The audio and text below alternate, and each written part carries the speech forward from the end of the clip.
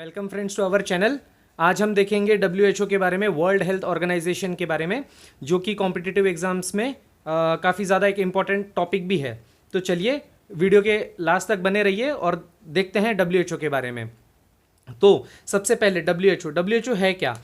Okay, ये United nation की एक स्पेशलाइज्ड एजेंसी है जो कि ऑल ओवर वर्ल्ड में पब्लिक हेल्थ के लिए रिस्पॉन्सिबल होता है, इंटरनेशनल पब्लिक हेल्थ के लिए रिस्पॉन्सिबल होता है।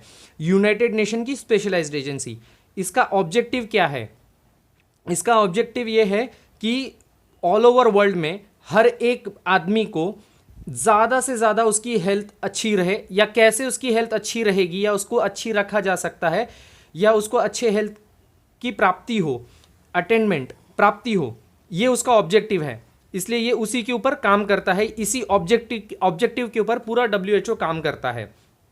इसका हेडक्वार्टर कहाँ पर है? जिनेवा में, जो कि स्विट्जरलैंड में है। 1966 में ये वहाँ पे बनाया गया था। ये एक डिज़ाइन किया गया था स्विस आर्किटेक्ट के द्वारा, जिसका नाम है gene Xiaomi. Okay, Swiss architect के द्वारा ये डिज़ाइन किया गया था। इसकी 6 सेमी ऑटोनोमस रीजनल ऑफिसेस हैं वर्ल्ड में और 150 फील्ड ऑफिसेस हैं पूरे वर्ल्ड में। इसकी स्थापना कब हुई थी? इस्टेब्लिशमेंट इसकी स्थापना हुई थी 7 अप्रैल 1948 में। उसी दिन इसका कॉन्स्टिट्यूशन बना था और उसी दिन को हम वर्ल्ड हेल्थ डे के रूप में मनाते हैं। ये किस टाइप का ऑर्गेनाइजेशन है? यूनाइटेड नेशन का स्पेशलाइज्ड एजेंसी इसकी टाइप है। इसके हेड कौन कौन है? Director general Tedros Adhanom. इन्होंने अपना 5 साल का कार्यकाल 1 जुलाई 2017 से शुरू किया था। टेड्रोस एडनॉम जो हैं, ये इथोपिया के पहले हेल्थ मिनिस्टर भी रह चुके हैं और फॉरेन मिनिस्टर भी रह चुके हैं। डिप्टी डायरेक्टर जनरल कौन है? सौम्या स्वामीनाथन, ये इंडिया से हैं। और दूसरे डिप्टी डायरेक्टर जनरल कौन है? जेन इलिसन। इसके पेरेंट ऑर्गेनाइजेशन कौन कौन है? एक तो यूनाइटेड नेशन, दूसरा इकोनॉमिक एंड सोशल काउंसिल, इसके पेरेंट ऑर्गेनाइजेशन है। उसके बाद इसका बजट 2018 और 19 में इसका जो बजट गया था वो $4.422 बिलियन, ये उसका बजट था। वर्ल्ड हेल्थ असेंबली में मतलब असेंबली जो है वो 24 जुलाई 1948 को पहली बार इसकी असेंबली रखी गई थी और तब इसका ये शुरू हुआ था। इसका कार्यकाल जो है, या इसने जो काम करना शुरू किया था, ये 1951 से एक्चुअल काम करना शुरू किया था। काम एक्चुअली इसने थोड़ा पहले से ही करना शुरू कर दिया था, लेकिन प्रॉपर तरीके का जो काम है उसने 1951 से करना शुरू किया था। चलिए देखते हैं आगे। तो अब इसके अंदर कौन कौन से एसेट्स आते हैं, मतलब इसने किन पर संपत्तियों को भी अपने अंडर रखा। तो उसमें आ जाता है एक पर्सनल का मतलब होता है कि जो लोग बहुत बड़े ऑर्गेनाइजेशन के लिए काम करते हो वो, या फिर वो सेना से संबंधित हो। ओके, तो पर्सनल को इसने अपने परिसंपत्तियों में, इसने अपने एसेट में शामिल किया। उसके बाद League of Nation of Health Organisation, League of Nations Health Organisation की ड्यूटीज़ को इसने अपने संपत्ति में रखा, परिसंपत्ति में शामिल कर लिया। उसके बाद ऑफिस इंटरनेशनल ऑफ डी हाइजीन पब्लिकी को इसने अपने एसेट्स में रखा, और उसके बाद में इंटरनेशनल क्लासिफिकेशन ऑफ डिसीजेस को इसने अपने अंडर में रखा। ओके, तो देखते हैं अब ये काम क्या क्या करता है। मैंडेट इंक्लूड्स, ये क्या क्या करता है? सबसे पहला, advocating for universal health care. क्या करता है? ये सारे विश्व के जो हेल्थ केयर है या उसका जो भी स्वास्थ्य है उसके लिए ये एक वकालत जैसा करता है, एडवोकेट करता है, या उसके ऊपर नज़र रखता है, ध्यान रखता है उन चीज़ों के ऊपर। उसके बाद में पब्लिक हेल्थ रिस्क को मॉनिटर करना कंटिन्यू। उसके बाद में हेल्थ इमरजेंसीज को कोऑर्डिनेट करके उसको रिस्पॉन्स करना। उसके बाद में ह्यूमन हेल्थ को प्रमोट करना कि उनकी हेल्थ ज़्यादा से ज़्यादा अच्छी बनी रहे और वो लंबी आयु जी सकें, या फिर वो ज़्यादा जी सकें, या उनके अंदर कोई बीमारियां जल्दी ना फैलें। उसके बाद में ये क्या करता है? Set international health standards and guideline. International health standards and guideline, इसको हम इस तरह से समझ सकते हैं कि अभी हाल ही में जैसे कोरोना चल रहा है, कोरोना में आप देख रहे होंगे कि बोला गया कि हैंड वॉश कीजिए या सैनिटाइज कीजिए, मास्क पहनिए, दूरियां बना करके रखिए। तो ये जो गाइडलाइंस हैं और ये जो स्टैंडर्ड्स हैं कि भाई 2 फीट की दूरी रखना है या 2 गज की दूरी रहना है, ये जो स्टैंडर्ड है कि इतना यही करना है और स्टैंडर्ड्स में और एक चीज़ हम समझ सकते हैं कि जो उन्होंने कहा था कि सैनिटाइज़र जो होना चाहिए वो 72% अल्कोहल बेस्ड होना चाहिए, तो ये उसका स्टैंडर्ड हो गया कि इतने परसेंट के अल्कोहल का सैनिटाइज़र ही आप यूज़ करेंगे। तो ये जो स्टैंडर्ड्स हैं और ये जो गाइडलाइन है ये कौन सेट करता है? WHO सेट करता है। ये अपनी सारी की सारी जो डाटा है या जो कुछ भी ये कलेक्ट करता है पूरे वर्ल्ड वाइड से, ये कहाँ पब्लिश करता है? वर्ल्ड हेल्थ रिपोर्ट के अंदर ये उसको पब्लिश करता है। ये उसका फ्लैगशिप पब्लिकेशन है, उसके अंदर ये उसको पब्लिश करता है। उसके बाद में ये क्या करता है? Provide expert assessment of global health topics. क्या करता है? एक्सपर्ट्स देता है किसके लिए? ग्लोबल हेल्थ टॉपिक्स पर डिस्कशन करने के लिए, और हेल्थ स्टैटिक्स को सारे सभी मतलब नेशंस के, पूरे ऑल ओवर नेशंस के हेल्थ स्टैटिस्टिक्स को असिस्ट करने के लिए ये एक्सपर्ट्स प्रोवाइड कराता है। उसके बाद में क्या होता है कि जो शिखर सम्मेलन होते हैं उनके लिए ये एक मंच प्रदान करता है, और वहाँ पे सारे हेल्थ इश्यूज को लेकर के ये वहाँ पे डिस्कशन भी वहाँ पे होता है। शिखर सम्मेलन को मंच भी ये प्रदान करता है कि आप आइए वहाँ पर आप डिस्कशन कीजिए जितने भी हेल्थ इश्यूज हैं उसके ऊपर। ओके, अब हम आगे देखते हैं कि इसके अचीवमेंट्स क्या क्या थे। ओके, तो अब इसमें अचीवमेंट्स थे। अचीवमेंट्स क्या क्या थे WHO के? उसने क्या क्या किया? Most notably the eradication of small pox. Small pox को पूरा नाश कर दिया, स्मॉल पॉक्स डिसीज का पूरी तरह से खात्मा कर दिया, इरेडिकेट कर दिया उसको। अभी पोलियो को इरेडिकेट करने में काफ़ी नज़दीक आ चुके हैं, पोलियो भी बहुत जल्द ख़त्म हो जाएगा। ईबोला वायरस के लिए वैक्सीन डेवलप किया था इन्होंने। ओके, वैक्सीन डेवलप किया था, वैक्सीन डेवलप किया था ईबोला वायरस के लिए। और कम्युनिकेबल डिसीज में इन्होंने प्रायोरिटीज़ किस किस को दी थी? जैसे HIV एड्स के लिए इन्होंने काम किया, ईबोला वायरस के ऊपर इन्होंने काम किया, मलेरिया के ऊपर काम किया, ट्यूबरकुलोसिस यानी TB की बीमारी, ट्यूबरकुलोसिस के ऊपर काम किया। नॉन कम्युनिकेबल डिसीज में इन्होंने किन किन को प्रायोरिटी दी, मतलब किसको सबसे आगे ला करके रखा? जैसे हार्ट डिसीजेज हो गया, कैंसर हो गया, हेल्दी डाइट मतलब कितना अच्छा आप खाना खा सकते हैं, न्यूट्रिशन और हेल्दी डाइट लगभग एक जैसे ही है, दोनों एक दूसरे से मैच करते हैं। हेल्दी डाइट अगर आपको मिलेगा तो न्यूट्रिशन अपने आप मिल जाएगा। फूड सिक्योरिटी को इन्होंने प्रायोरिटीज़ दी कि अच्छे से अच्छा फूड लोगों तक पहुंचे, उनको मिले। ऑक्यूपेशनल हेल्थ के बारे में इन्होंने उन चीज़ों को इन्होंने प्रायोरिटीज़ दी। ऑक्यूपेशनल हेल्थ का क्या मतलब है? ऑक्यूपेशनल हेल्थ मतलब जैसे आप किसी भी फैक्ट्री में कोई वर्कर अगर काम कर रहा है तो उसके मेंटल हेल्थ और फिजिकल हेल्थ के बारे में ध्यान रखना कि अगर काम करते समय उसे कोई बीमारी तो नहीं हो रही है, या मेंटली उसका मेंटली स्टेटस तो ठीक है, इसकी तरफ ध्यान देना। WHO ने इसकी तरफ भी बहुत ज़्यादा काम किया। ऑक्यूपेशनल हेल्थ कि काम करते समय कभी कभी चोट लग जाती है, ऊपर से गिर जाते हैं या मशीन में हाथ चला जाता है। उसके बाद बहुत सारे ऐसे फैक्ट्रीज़ हैं जैसे सीमेंट बनाने की फैक्ट्रीज़ हैं, वहाँ पे कंटिन्यू डस्ट उड़ती रहती है, तो वो लंग्स में चली जाती है, अपने फेफड़ों में चली जाती है, तो उससे भी कई बीमारियाँ पैदा होती हैं जिसमें सांस लेने की तकलीफ होती है, बहुत सारी बीमारियाँ पैदा हो जाती हैं। तो वो ऑक्यूपेशनल हेल्थ में आता है कि काम करते वक्त अगर आपको कोई बीमारी ना हो जाए, उसकी तरफ भी WHO काफ़ी ध्यान देता है। सब्सटेंस एब्यूज़ को इन्होंने प्रायोरिटी दी। सब्सटेंस एब्यूज़ का मतलब जैसे फॉर एग्जाम्पल हम इसको समझते हैं अल्कोहल, जैसे बहुत ज़्यादा शराब पीना या किसी ड्रग को लेकर के एडिक्ट हो जाना, इन चीज़ों को लेकर के भी WHO ने बहुत ज़्यादा ध्यान दिया कि भाई ये सारी चीज़ें ना हो, ज़्यादा से कम हो, क्योंकि अल्कोहल या फिर ड्रग लेने के बाद में उसके अंदर जो है उसके बिहेवियर में चेंजेस आने लग जाते हैं, फिर वो मारपीट करता है, एब्यूज़ करता है। एब्यूज़ का मतलब होता है जैसे नुकसान पहुँचाना किसी चीज़ को, तो वो अपने सामने वाले को नुकसान पहुँचाता है। तो इन सब चीज़ों को लेकर के भी WHO ने काफ़ी ज़्यादा काम किया है। एक चीज़ थोड़ा सा यहाँ पे क्लियर कर दूँ, कम्युनिकेबल डिसीज़ और नॉन कम्युनिकेबल डिसीज़, ये दो वर्ड अभी आप लोगों के लिए शायद कुछ लोगों के लिए पुराने होंगे या कुछ लोग समझते होंगे कम्युनिकेबल डिसीज़ और नॉन कम्युनिकेबल डिसीज़, लेकिन यहाँ पे मैं थोड़ा सा क्लियर कर दूँ। कम्युनिकेबल डिसीज़ का मतलब होता है जो डिसीजेस फैलती हों, एक से दूसरे में फैल जाए, जैसे HIV एड्स फैलता है, ईबोला वायरस फैलता है, मलेरिया भी फैलता है, ट्यूबरकुलोसिस फैल जाता है। लेकिन आपने कभी नहीं सुना होगा कि एक को अगर हार्ट डिसीज़ हुआ है तो उससे किसी और को हार्ट डिसीज़ हो गया। तो जो डिसीज फैलती नहीं है वो नॉन कम्युनिकेबल। कम्युनिकेबल मतलब कम्युनिकेशन, एक दूसरे को कम्युनिकेट करते हैं, हम लोग बात करते हैं या एक दूसरे को हम कांटेक्ट करते हैं। तो जो डिसीज कांटेक्ट में आने से हो जाए वो कम्युनिकेबल डिसीज, और जो डिसीज कांटेक्ट में आने से भी ना हो वो नॉन कम्युनिकेबल डिसीज। जैसे हार्ट डिसीज अगर किसी एक को है तो दूसरे को नहीं हो जाएगा, कैंसर अगर किसी एक को है तो दूसरे को नहीं हो जाएगा।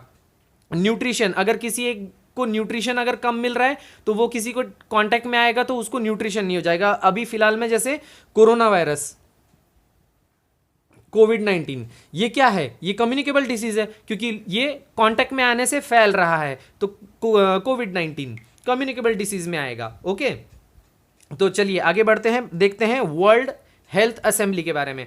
क्या है ये? टोटल 194 मेंबर स्टेट्स से कंपोज्ड है, मतलब बना हुआ है, जो कि रिप्रेजेंटेटिव कहलाते हैं। 194 मेंबर्स हैं इस समय। स्टेट्स का मतलब राज्य नहीं है, राज्य मतलब ये कंट्री हो जाएगा, देश। 194 कंट्रीज को मिला करके, जिसके सारे रिप्रेजेंटेटिव मिल करके एक वर्ल्ड हेल्थ असेंबली बनाते हैं। इसका काम क्या है? ये सुप्रीम डिसीजन मेकिंग बॉडी है, सारे मैक्सिमम डिसीजंस यही लेती है, मेन डिसीजंस यही लेती है, सुप्रीम डिसीजन मेकिंग बॉडी है। और इसका काम क्या होता है? एग्जीक्यूटिव बोर्ड को इलेक्ट करना और उनको एडवाइस देना। एग्जीक्यूटिव बोर्ड ये जो है 34 हेल्थ स्पेशलिस्ट को लेकर के ये एग्जीक्यूटिव बोर्ड बनता है, जो ये वर्ल्ड हेल्थ असेंबली के जो ये मेंबर्स हैं ये एग्जीक्यूटिव बोर्ड बनाते हैं, जिसमें 34 हेल्थ स्पेशलिस्ट होते हैं। अभी फिलहाल में करंट अफेयर के हिसाब से डॉक्टर हर्षवर्धन जो हमारे इंडिया के हैं, ये इस समय 2020 को एग्जीक्यूटिव बोर्ड के इन 34 हेल्थ स्पेशलिस्ट में से ये एक एग्जीक्यूटिव बोर्ड मेंबर बन चुके हैं। ये हमारे इंडिया के हैं। ये करंट अफेयर के हिसाब से भी इंपॉर्टेंट है, इसके ऊपर क्वेश्चन पूछा जा सकता है। दूसरा, ये और किस चीज़ के लिए ये क्या करते हैं? वर्ल्ड हेल्थ असेंबली जो है और क्या करती है? It is responsible for selecting director general. Director general को भी सिलेक्ट करना जो है ये वर्ल्ड हेल्थ असेंबली की रिस्पॉन्सिबिलिटी होती है। डायरेक्टर जनरल क्या करता है? गोल्स सेट करेगा कि हमें क्या क्या करना है, किन चीज़ों को हमें प्रायोरिटी देना है। प्रायोरिटी का मतलब किन चीज़ों को हमें सबसे पहले रखना है और किन चीज़ों को हमें बाद में रखना है। तो गोल सेट करेगा, प्रायोरिटीज़ बनाएगा और WHO के बजट और एक्टिविटीज़ को अप्रूव करता है। डायरेक्टर जनरल का यही काम होता है। ओके, तो चलिए अब हम आगे बढ़ते हैं। चलिए आगे देखते हैं इसकी फंडिंग के बारे में। इसकी फंडिंग कैसे होती है? WHO क्या है? इसके अंदर जितने भी देश हैं जो इसके मेंबर हैं, मेंबर स्टेट्स, ये उनके कंट्रीब्यूशन पे डिपेंड करता है कि मतलब वो अपना खर्चा कैसे चलाएगा, क्या करेगा। तो ये दो तरीके से हो जाता है, एक होता है असेस्ड और एक होता है वॉलेंट्री, और तीसरा होता है प्राइवेट डोनर्स। अगर किसी को इच्छा है तो वो डोनेट कर सकता है। असेस्ड का मतलब होता है मूल्यांकन करके करना, मतलब जोड़ घटाना करके देखेगा, करेगा, उसके बाद में फिर वो डोनेशन देगा उस हिसाब से। वॉलेंटरी का मतलब होता है अपनी इच्छा के अनुसार कि हाँ हम इतना डोनेशन दे रहे हैं या हम इतना कंट्रीब्यूट करेंगे, हमारे पास इतना पैसा है, हम इतना दे रहे हैं। तो असेस्ड करने का क्या है? Contribution assessed by formula. एक फॉर्मूला है कि कंट्रीब्यूशन असिस्ट करके अगर करेंगे तो कैसे होगा, तो उसमें आता है कि जीडीपी पर कैपिटा के हिसाब से कंट्रीब्यूशन दिया जाता है असिस्ट में। मूल्यांकन कैसे किया जाता है असिस्ट में? तो वो इस तरह से किया जाता है कि जो जीडीपी पर कैपिटा होगा ना, उसमें जितना भी पैसा आएगा उसके हिसाब से कोई भी कंट्री उसको उतना पैसा देगा। अब जीडीपी पर कैपिटा, कैपिटा का मतलब होता है पर पर्सन, एक आदमी के हिसाब से। अब जीडीपी पर कैपिटा अगर आपको कैलकुलेट करना है तो कैसे किया जाता है? जीडीपी ऑफ अ कंट्री, उस कंट्री का कितना जीडीपी है डिवाइडेड बाय टोटल पॉपुलेशन, तो जीडीपी पर कैपिटा निकल आता है। उसके हिसाब से वो कंट्रीब्यूट करते हैं कि हाँ हम इतना देंगे, हमारा जीडीपी इतना निकला था पर कैपिटा, हम इतना पैसा देंगे। वॉलेंट्री में ऐसा कुछ नहीं है, वॉलेंट्री में वो अपनी इच्छा के अनुसार दे सकते हैं। जीडीपी पर कैपिटा के हिसाब से हम देखेंगे एग्जाम्पल कि जैसे 2018-19 में 4.422 बिलियन डॉलर जो है उसका बजट था WHO का। तो इसमें कंट्रीब्यूशन कैसे आया था? फॉर एग्जांपल के लिए कि जैसे यूएस ने 15.9% अपने जीडीपी पर कैपिटा के हिसाब से 15.9% डोनेट किया था। EU और उसके मेंबर स्टेट्स ने 11% डोनेट किया था। चाइना ने सिर्फ 0.2% डोनेट किया था। तो ये हो गया जीडीपी पर कैपिटा के हिसाब से। अब प्राइवेट डोनर का एग्जांपल देख लेते हैं। बिल गेट्स ने क्या किया था? 9.4% अपनी इनकम का WHO को डोनेट कर दिया था कि भाई मैं इतना कंट्रीब्यूशन हेल्थ के लिए दे रहा हूं।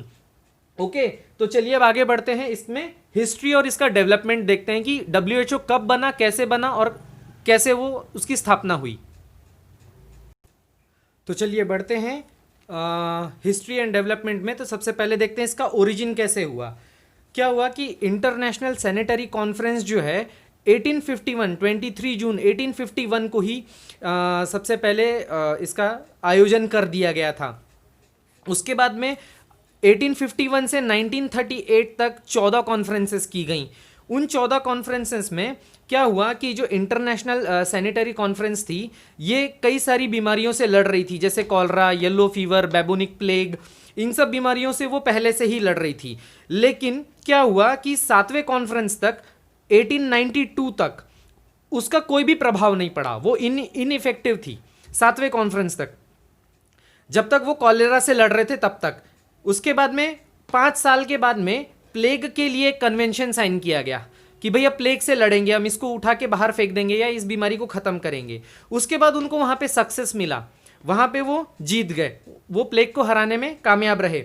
जब उन्हें सक्सेस मिला तो फिर WHO ने सोचा कि ये सब करना इतना आसान नहीं है अकेले करना, तो उसने कुछ संस्थाएं बनानी चालू कर दी। तो 1902 में सबसे पहले उसने पैन अमेरिकन सैनिटरी ब्यूरो बनाया। फिर उसके बाद में 1907 में द ऑफिस इंटरनेशनल डी हाइजीन पब्लिकी बनाया, जो कि मैंने आपको पहले भी बताया था कि डी हाइजीन पब्लिकी जो है उसने अपने एसेट्स में रखा था, पर संपत्ति के रूप में उसे उसने बना करके उसे अपने साथ रखा। फिर उसके बाद में 1920 में लीग ऑफ नेशंस बना, और लीग ऑफ नेशंस बनने के बाद में जब वर्ल्ड वॉर 2 खत्म हुआ तो यूनाइटेड नेशंस ने देखा कि हमें और भी लोगों को जोड़ना चाहिए, तो उसके बाद उसने अपने अदर हेल्थ ऑर्गेनाइजेशंस को लिया और अपने अंदर समावेश कर लिया ताकि वो एक अच्छा जो है वर्ल्ड हेल्थ ऑर्गेनाइजेशन बना सके। तो इस तरह से इसका ओरिजिन स्टार्ट हुआ। अब देखते हैं इसकी स्थापना कैसे कैसे हुई। तो चलिए देखते हैं इसकी स्थापना के बारे में। तो बात कुछ ऐसी थी कि 1945 में ऑलरेडी इंटरनेशनल ऑर्गेनाइजेशन पे यूनाइटेड नेशन में कॉन्फ्रेंस चल रहा था। तो क्या हुआ, जेमिंगजी नाम का एक प्रतिनिधि जो चाइना से था वो आया और नॉर्वेजियन और ब्राज़ीलियन प्रतिनिधियों से मिला, और उनसे मिलकर के उसने कहा कि हमें एक इंटरनेशनल हेल्थ ऑर्गेनाइजेशन जो है यूनाइटेड नेशन के अंडर में बनाना चाहिए या उसकी स्थापना करनी चाहिए, क्रिएट करना चाहिए। लेकिन क्या हुआ कि ये उनका रिजोल्यूशन फेल हो गया, वो एकदम से नहीं कर पाए। लेकिन उसके बाद एक एल्गर हिस नाम का आदमी था जो सेक्रेटरी जनरल था, उसने उसको फिर से रिकमेंड किया और कहा कि इस तरह का एक ऑर्गेनाइजेशन जो है उसकी स्थापना सही में होनी चाहिए या एक अच्छा रहेगा समाज के लिए या दुनिया के लिए अच्छा रहेगा। तो जैसे ही ये फिर से रिकमेंड हुआ तो जेमिंगजी और जो अदर प्रतिनिधि थे, डेलीगेट्स थे, वो साथ में आए और उन्होंने इंटरनेशनल कॉन्फ्रेंस ऑन हेल्थ इस रिजोल्यूशन को पास करवाया। पास करवाने के बाद में ये संगठन बन गया इंटरनेशनल हेल्थ ऑर्गेनाइजेशन। लेकिन बाद में इंटरनेशनल वर्ड हटा करके वर्ल्ड ये वर्ड शब्द का इस्तेमाल किया गया। तो पहले वर्ल्ड हेल्थ ऑर्गेनाइजेशन नहीं था, पहले इंटरनेशनल हेल्थ ऑर्गेनाइजेशन था। फिर इंटरनेशनल वर्ड हटा करके वर्ल्ड ये शब्द का इस्तेमाल किया गया और फिर वो वर्ल्ड हेल्थ ऑर्गेनाइजेशन बन गया। उसके बाद में 51 कंट्रीज ने उस कॉन्स्टिट्यूशन को साइन किया। आगे चल करके 22 जुलाई 1946 को 10 कंट्रीज उसमें और शामिल हुए, और ये जो है पहली स्पेशलाइज्ड एजेंसी बनी यूनाइटेड नेशन की, और 7 अप्रैल 1948 को इसकी स्थापना कर दी गई, और 7 अप्रैल 1948 को WHO का कॉन्स्टिट्यूशन भी लिख दिया गया और उसे फॉर्मली लॉन्च किया गया। उसके बाद 26 मेंबर इसके अंदर और जुड़े, और इसकी जो पहली असेंबली थी वो 24 जुलाई 1948 को रखी गई थी, पहली मीटिंग तब हुई थी। और उस समय एंड्रिजा स्टैम्पर करके थे, वो पहले उस असेंबली के सबसे पहले प्रेसिडेंट थे। जी ब्रॉक शिलोम करके थे, वो पहले WHO के डायरेक्टर जनरल बने थे। और 1949 में जो उसका बजट था वो $5 मिलियन के करीब रखा गया था।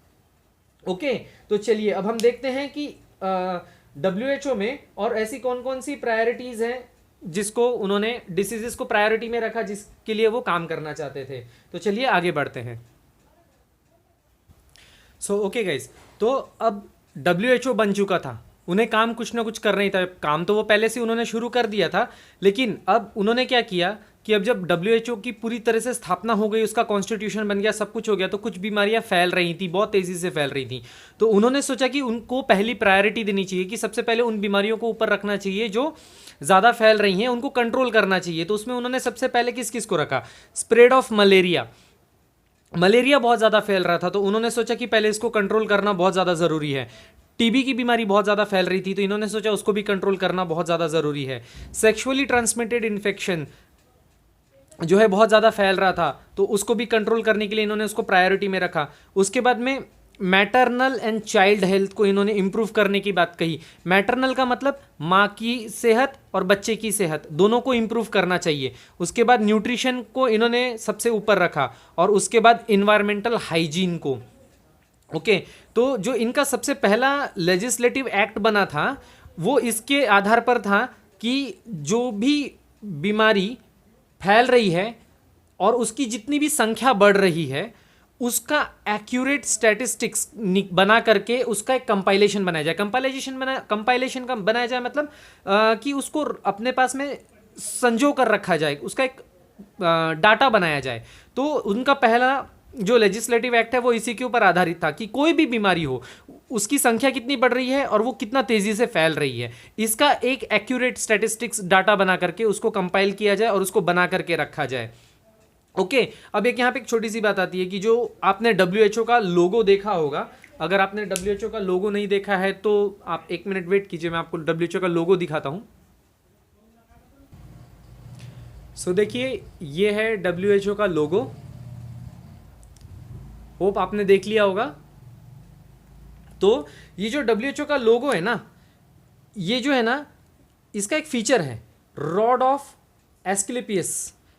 एस्क्लेपियस जो है ये ग्रीक भगवान है, गॉड है, जो कि हीलिंग और मेडिसिन से एसोसिएटेड है, उनसे जुड़े हुए हैं कि वो हीलिंग और मेडिसिन से ग्रीक भगवान। जैसे हमारे इंडिया में यहाँ पे हम लोग ज़्यादातर आयुर्वेद ये करते हैं, तो आयुर्वेद के भगवान किसे कहा जाता है? धन्वंतरी भगवान को। धन्वंतरी गॉड जो हैं वो मेडिसिन के गॉड कहे जाते हैं। तो इसी तरह से ये एस्क्लेपियस जो है ना ये ग्रीक के गॉड है। इनके पास में एक छड़ी थी, रॉड छड़ी, जो कि सांप से इन्वाइटेड थी। ओके, मतलब सांप लपेटा हुआ था उसको। अभी आपको जैसे मैंने एक लोगो दिखाया उसमें एक ऐसा सांप लपेटा हुआ है, तो ये जो बीच की छड़ है ये लोगो है उसका, तो ये उसका प्रतीक माना जाता है। रॉड ऑफ एस्क्लेपियस कहा जाता है कि एस्क्लेपियस जो भगवान थे, ग्रीक के भगवान थे, ये उसका प्रतीक है। और ये जो छड़ होती है ना इसका मतलब होता है कि वो इलाज कर रहे हैं, ठीक है, ये मेडिसिन का प्रतीक होता है। और जो सांप होता है ना ये डिसीज का प्रतीक होता है, बीमारी का प्रतीक होता है कि किसी को मतलब मान लीजिए ये एक इंसान है, उसको एक बीमारी ने घेर लिया है तो उसे बचाना है, इस तरह से ये उसका मतलब होता है। तो ये उसका एक लोगो था। ओके, आजकल आप देख रहे होंगे डॉक्टरों के इसमें भी एक ऐसे ही कुछ लोगो रहता है, एक ऐसी अप्रॉक्सीमेटली एक छड़ होती है ऐसे, यहाँ पे जो है इस तरह से कुछ पंख लगे होते हैं, ये जो शांति का प्रतीक माना जाता है। इसे कहा जाता है कि एक ऐसी छड़ लगी होती है और एक सांप होता है, वो इस तरह से यहाँ पे लपेटा हुआ होता है और एक यहाँ से होता है। ये आजकल एक डॉक्टरों का भी लोगो है, तो इसका भी यही मतलब है स्पेसिफिकली कि वो एस्क्लेपियस ग्रीक गॉड का एक प्रतीक है।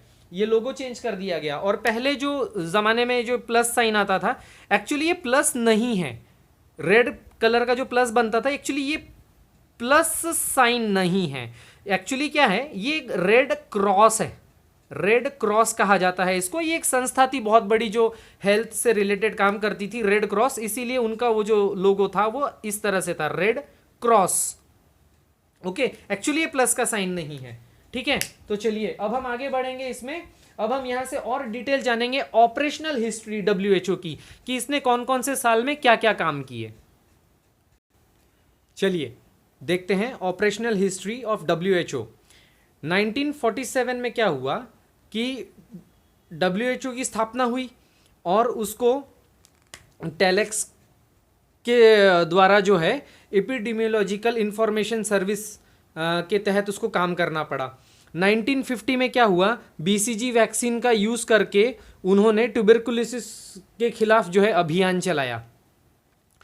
उसके बाद में 1955 मलेरिया का इरेडिकेशन प्रोग्राम लॉन्च किया कि मलेरिया को अब यहाँ से हटाना है, मलेरिया इरेडिकेशन प्रोग्राम लॉन्च किया।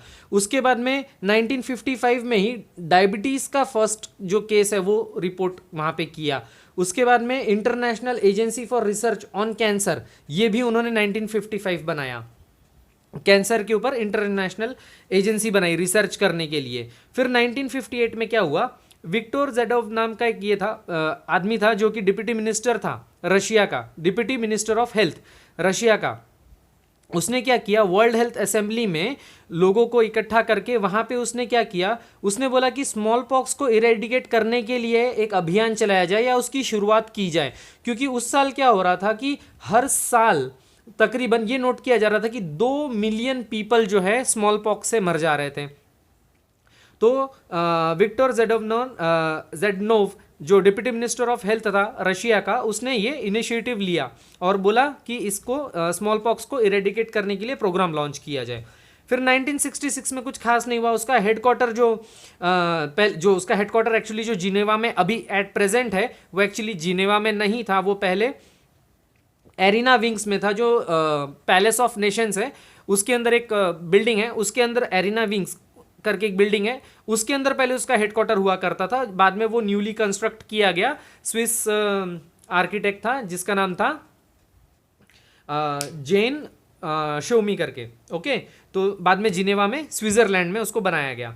1967 में क्या हुआ कि स्मॉल पॉक्स के लिए उनको प्रॉपर डेटा नहीं मिल रहा था, ठीक तरीके से स्मॉल पॉक्स पे काम नहीं हो रहा था। तो ठीक तरह से काम न होने के कारण उन्होंने क्या किया कि उन्होंने न्यू डिसीज सर्विलेंस को अडॉप्ट किया। न्यू डिसीज सर्विलेंस अडॉप्ट करने के बाद में उन्होंने उसके ऊपर नई तरीके से काम करना शुरू किया, क्योंकि उनको इनएडिक्वेट डाटा मिल रहा था, ठीक तरीके से वो काम नहीं कर पा रहे थे। उसके बाद में उन्होंने क्या किया कि कंसल्टेंट्स का एक नेटवर्क वहाँ पे स्थापित किया, कि कंसल्टेंट्स मतलब जो आपको सलाह देते हैं, ओके, तो उनका वहाँ पे नेटवर्क स्थापित किया। और उसके बाद में धीरे धीरे उन्होंने न्यू सर्विलेंस के तहत उसको स्मॉल पॉक्स को ख़त्म किया। उसके बाद में WHO ने क्या किया कि जो सबसे लास्ट यूरोपियन आउटब्रेक था यूगोस्लोवाकिया में 1972 में, यूगोस्लाविया में 1972 में लास्ट आउटब्रेक देखा गया था स्मॉल पॉक्स का। उसमें भी WHO ने उनकी हेल्प की और आखिरकार 2 दशकों तक स्मॉल पॉक्स से एक लड़ाई लड़ने के बाद में 1979 में WHO ने डिक्लेयर कर दिया कि ये डिसीज़ अब इरेडिकेट हो चुकी है, मतलब अब ये डिसीज़ खत्म हो चुकी है। और ये पहली डिसीज़ थी पूरे हिस्ट्री में जो ह्यूमन एफर्ट से एलिमिनेट हुई थी, मतलब खत्म कर दी गई थी, जिसमें ह्यूमन एफर्ट ज़्यादा लगा था। ओके, और 1967 में ही फिर उन्होंने स्पेशल एक प्रोग्राम लॉन्च किया जिसमें रिसर्च और ट्रेनिंग दी जा रही थी ट्रॉपिकल डिसीज को लेकर के।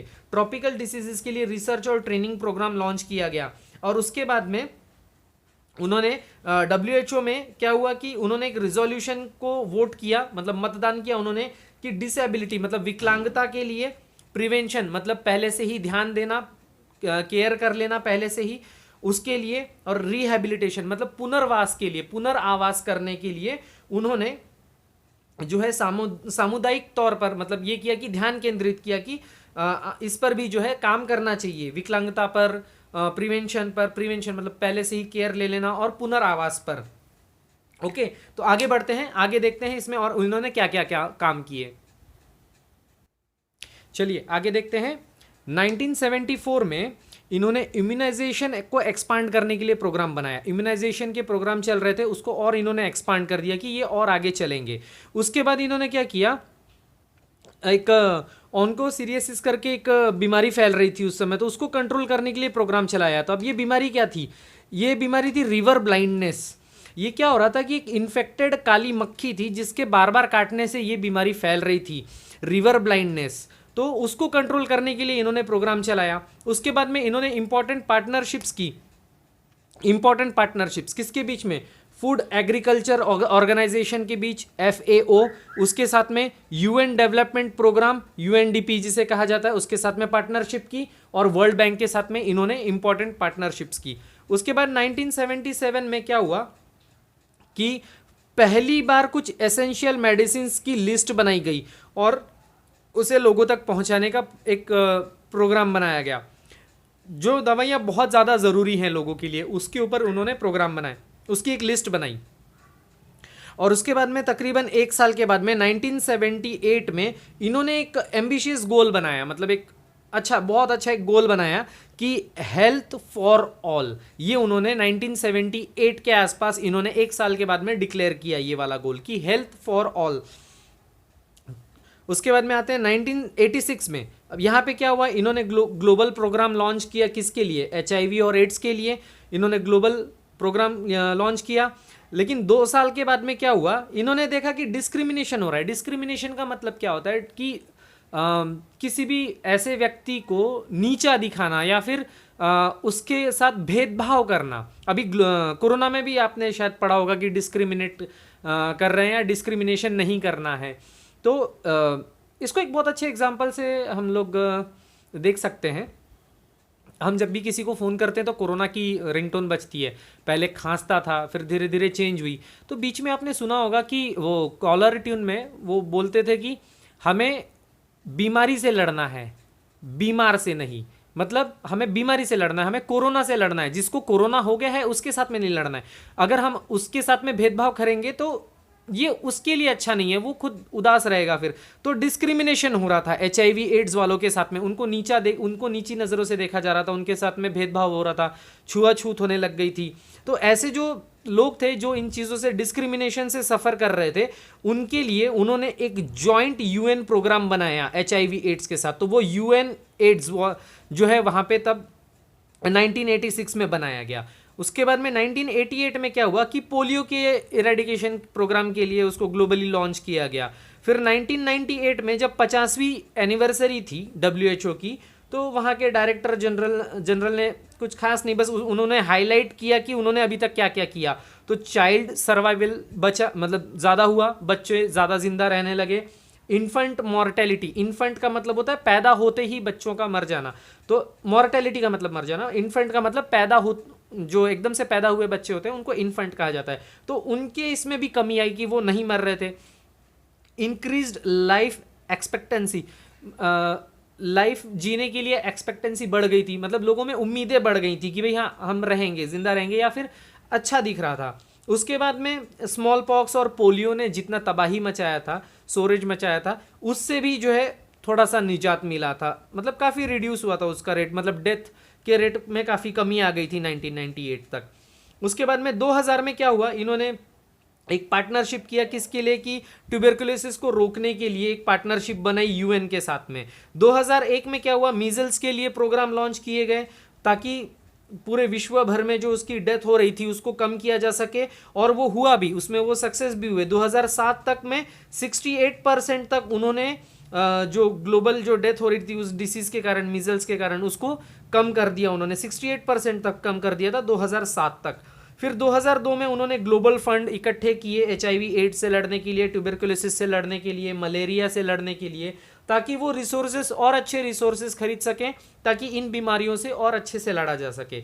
उसके बाद 2006 तक में उन्होंने सबसे पहला HIV एड्स का टूल किट बनाया था और वो उन्होंने जिम्बाब्वे को दिया था बना करके। और इसके कारण क्या हुआ कि HIV एड्स से लड़ने के लिए एक बहुत अच्छा सपोर्ट मिला उस प्लान को, ताकि प्रिवेंशन भी होता था। जो उस टूल किट को पहन करके ट्रीट करता था उसको HIV एड्स होने का खतरा कम रहता था, और उसके बाद में वो ट्रीटमेंट अच्छे से कर पाता था। और ये जो डिस्क्रिमिनेशन हो रहा था, तो ये टूल किट की वजह से ये डिस्क्रिमिनेशन भी स्टॉप हो गया। तो 2006 तक का उनके ये सब काम थे। तो ये सब ओवरऑल उनका ईयर वाइज काम था। अब हम देखेंगे ओवरऑल फोकस WHO के बारे में कि कैसा कैसा था और उनके ऑब्जेक्टिव कैसे थे और वो उन ऑब्जेक्टिव को कैसे हासिल करते थे। चलिए आगे देखते हैं ओवरऑल फोकस। ओवरऑल फोकस में इनका ऑब्जेक्टिव क्या था कि सभी को, हर पर्सन को एक highest possible level of health मिलना चाहिए। ओके, अब ये इन सब सारी चीज़ों को वो लोग किस तरह से मैनेज करते हैं, जैसे वो किसी भी जो है हेल्थ वर्कर के साथ में डायरेक्ट और कोऑर्डिनेट करके एक अथॉरिटी बनाएंगे जो कि इंटरनेशनल हेल्थ वर्कर के साथ में मिलकर के काम करेगी। देन उसके बाद में UN के साथ कोलैबोरेशन करेंगे, स्पेशलाइज्ड एजेंसीज के साथ में कोलैबोरेशन होगा, गवर्नमेंट हेल्थ एडमिनिस्ट्रेशंस के साथ, प्रोफेशनल ग्रुप्स के साथ कोलैबोरेशन करके काम करेंगे। किसी भी हेल्थ सर्विस को स्ट्रेंथनिंग का मतलब उसको मजबूत बनाना, हेल्थ सर्विसेज को मजबूत बना करके अपने ऑब्जेक्टिव को पाना, इस तरीके से ये काम करते हैं। टेक्निकल असिस्टेंस प्रोवाइड कराना कि भाई टेक्निकली अगर कहीं पे भी कुछ भी है तो टेक्निकली किसी चीज़ को वहाँ पे पहुँचा देना। इमरजेंसीज़ में काम करना, उसको अच्छी तरीके से फर्निश करना, मतलब चमका के रखना, मतलब कुछ भी रहा तो फटाफट अवेलेबल रहेगा। ओके उसके बाद में हेल्थ सर्विस और फैसिलिटीज़ प्रोवाइड कराना, जैसे किसी स्पेशल ग्रुप्स को, जैसे ट्रस्ट वगैरह होते हैं, उनको हेल्थ सर्विस और फैसिलिटीज़ प्रोवाइड कराना ताकि ज़्यादा से ज़्यादा लोग हेल्दी रह सकें और अच्छा एक लाइफ जी सकें। उसके बाद में stimulate and advance work to eradicate diseases और एपिडेमिक या पेंडेमिक डिसीजेज एक्सेट्रा। क्या करते हैं कि किसी भी काम को प्रोत्साहित करना और एडवांस वर्क करवाना ताकि कोई भी बीमारी जो है, चाहे वो एपिडेमिक हो या पेंडेमिक हो, कुछ भी हो, वो जल्द से जल्द ख़त्म हो सके। उसके बाद में special agencies, scientific and professional group उन लोगों को प्रमोट करना, बढ़ावा देना और उनके साथ में कोऑपरेट करके आगे के काम करना। इन सब चीज़ों के द्वारा वो अपने ऑब्जेक्टिव्स को पाने के लिए ये सारी चीज़ों का सहारा लेते हैं। ओके चलो अब हम आगे बढ़ते हैं नेक्स्ट पॉइंट पे। चलिए आगे देखते हैं 2012 में WHO ने पब्लिक हेल्थ के लिए क्या क्या काम किए थे। 2012 में इन्होंने क्या किया, जो क्रिटिकल हेल्थ मैटर्स हैं उसके लिए लीडरशिप प्रोवाइड कराई, पार्टनरशिप किया, उन्होंने इंगेज किया जहां पर उनको जॉइंट एक्शन, ऐसा लगा कि जॉइंट एक्शन करना चाहिए यूनाइटेड नेशन के साथ या किसी भी गवर्नमेंट हेल्थ ऑर्गेनाइजेशन के साथ में, वहां पे उन्होंने पार्टनरशिप किया, वहां इंगेज होकर के उन्होंने वहां जॉइंट एक्शन में काम किया। उसके बाद में उन्होंने रिसर्च एजेंडा को ना एक शेप दिया एक प्रॉपर तरीके से कि रिसर्च होना चाहिए, सब कुछ होना चाहिए। और उसके बाद में उन्होंने क्या किया, जो न्यू जनरेशन है उनको स्टिमुलेट किया कि भाई रिसर्च करो, आगे बढ़ो, ट्रांसलेट किया और वैल्यूएबल नॉलेज को डिसेमिनेशन किया, ट्रांसलेट करके लोगों तक पहुंचाया उसको काफ़ी ज़्यादा में। उन्होंने नए नॉर्म सेट्स किए, स्टैंडर्ड सेट्स किए कि क्या होना चाहिए और क्या नहीं होना चाहिए, लोगों ने क्या करना चाहिए और क्या नहीं करना चाहिए, ये उन्होंने बताया। उसके बाद में इथिकल और एविडेंस बेस्ड पॉलिसी, मतलब कोई किसी भी चीज़ को प्रॉपर प्रूफ के तरीके से करना। जब भी हम कोई रिसर्च करते हैं तो उसका पूरा एक डाटा तैयार होता है, इथिकल होता है, उसको अप्रूवल होता है, उसको अथॉरिटी दी जाती है कि हाँ आप ये रिसर्च कर सकते हो, तो उसे इथिकल कहा जाता है। एविडेंस बेस्ड का मतलब होता है कि आपके पास प्रूफ है, एविडेंस है आपके पास में, एविडेंस प्रूफ है, तो वो उन्होंने 2012 से कुछ उस पर मतलब ज़्यादा जोर दिया उन्होंने उसके ऊपर। उसके बाद में टेक्निकल सपोर्ट्स उन्होंने प्रोवाइड करने शुरू किए लोगों को। और उसके बाद में CRVS, civil registration and vital statistics, इन्होंने प्रोवाइड किया कि भाई जो भी वाइटल इवेंट्स होते हैं ना, वाइटल इवेंट्स जैसे जन्म होता है, बर्थ होता है, ये वाइटल इवेंट्स होते हैं, मतलब ये खतरनाक इवेंट्स होते हैं। डेथ तो बोलना चलो हो जाती है तो हो ही जाती है, लेकिन बर्थ के टाइम बहुत ज़्यादा क्रिटिकल होता है, वाइटल होता है कि डेथ भी हो सकती है उस बच्चे की। तो ऐसी चीज़ों को मॉनिटर करने के लिए उन्होंने CVRS बनाया ताकि वो प्रोवाइड करा सके लोगों को या ध्यान दे सके उन सब चीज़ों के ऊपर। उसके बाद आते हैं एनवायरमेंटल हेल्थ के ऊपर। WHO ने देखा कि तकरीबन 12.6 मिलियन पीपल जो हैं वो सिर्फ इसलिए मतलब उनको बीमार पड़ जाते हैं या उनकी डेथ हो जाती है क्योंकि वो ऐसी जगह रह रहे हैं या ऐसी जगह काम कर रहे हैं जो कि एक अनहेल्दी इन्वायरमेंट है। ऐसा उन्होंने 2012 में देखा था कि 12.6 मिलियन पीपल मर जाते हैं या बीमार पड़ जाते हैं बहुत ज़्यादा। तो इसमें रिस्क फैक्टर्स क्या क्या आ जाता है, air, water and soil pollution आ जाता है, केमिकल से एक्सपोजर आता है, मतलब केमिकल फैक्ट्री में काम करने वाले लोग केमिकल टच करते हैं, बहुत कुछ होता है, उनके बॉडी को लग जाता है, हार्मफुल केमिकल्स भी होते हैं। क्लाइमेट में चेंजेस आ रहे हैं बहुत ज़्यादा। उसके बाद में अल्ट्रावायलेट रेडिएशंस के कारण हंड्रेड्स ऑफ डिसीजेस पैदा हो जा रही हैं, बहुत इतनी सारी डिसीजेस हैं कि मतलब हम सोच भी नहीं सकते कि ये सारी चीज़ें सिर्फ इन पॉल्यूशंस के कारण हो रहा है। तो उसने एक पॉल्यूशन रिलेटेड डिसीजेस निकाला, तो इसके ऊपर WHO ने काम करना चालू किया। सबसे पहले ग्लोबल कॉन्फ्रेंस जो है WHO ने एनवायरनमेंट के ऊपर 30 नवंबर एंड 1 नवंबर 2018 को उन्होंने कॉन्फ्रेंस रखा था, जिसमें उन्होंने एयर पॉल्यूशन एंड हेल्थ के बारे में डिस्कस किया, जिसमें उन्होंने ये भी डिस्कस किया कि एयर क्वालिटी को कैसे इंप्रूव किया जाए, क्लाइमेट जो बार बार बदल रहा है उसके साथ में कैसे लड़ा जाए या उसको कैसे ठीक रखा जाए। बाद में उन्होंने और यूनाइटेड नेशन के साथ में कोलैबोरेशन करके इसके ऊपर काम करना चालू किया, UNFCCC के साथ, मतलब United nation framework convention on climate change, इसके ऊपर उन्होंने कोलैबोरेशन करके इसके साथ में उन्होंने एनवायरनमेंट के ऊपर काम करना शुरू किया। चलिए अब हम नेक्स्ट देखते हैं रीजनल ऑफिसेस, जो 6 मेन सेमी ऑटोनोमस रीजनल इनके ये थे ऑफिस थे वर्ल्ड में, वो कहाँ थे वो हम देख लेते हैं। तो चलिए हम इसके रीजनल ऑफिस के बारे में देख लेते हैं। इसके 6 सेमी ऑटोनोमस रीजनल ऑफिस कहाँ हैं। अफ्रीका का जो हेडक्वार्टर है ब्राज़ीलविला में, वहाँ पे रिपब्लिक ऑफ कॉन्गो में है वो। उसके बाद में वेस्टर्न पैसिफिक हेडक्वार्टर है जो कि मैनीला में है, जो फिलीपींस के अंदर है। ईस्टर्न मेडिटेरियन हेडक्वार्टर जो है वो कैरियो में है, जो इजिप्ट के अंदर है, south east Asia headquarter new Delhi अपने इंडिया में है, यूरोप का हेडक्वार्टर कोपेनहेगन में है जो डेनमार्क में है, अमेरिका का हेडक्वार्टर वॉशिंगटन डीसी जो कि यूनाइटेड स्टेट में है।